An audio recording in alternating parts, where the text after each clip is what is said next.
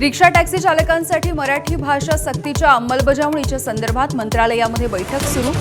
निरुपम शशांक शिंदे बैठकीत, तर auto taxi संघटनांचा निर्णयाला विरोध। थोड्याच वेळात जाहीर सभा।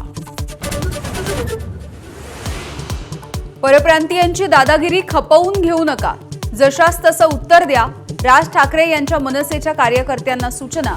निरुपमांच्या विरोधात आंदोलन करणाऱ्या कार्यकर्त्यांचा सत्कार।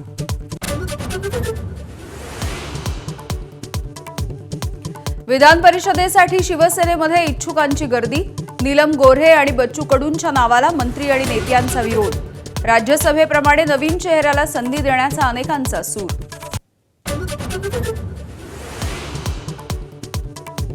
बच्चू कडूंचा प्रहार जनशक्ती पक्ष शिवसेनेमध्ये विलीन होणार असल्याची चर्चा।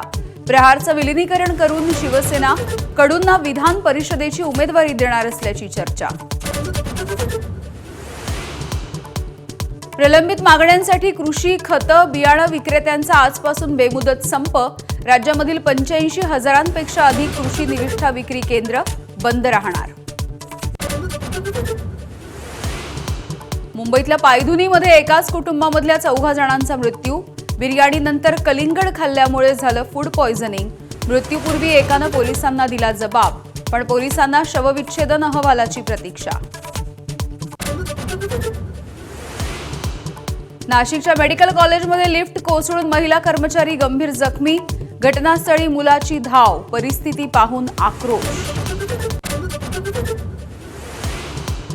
विदर्भात उष्णतेची भीषण लाट कायम। काल अकोल्यामध्ये नोंदवलं गेलं 46.9 अंश सेल्सिअस तापमान।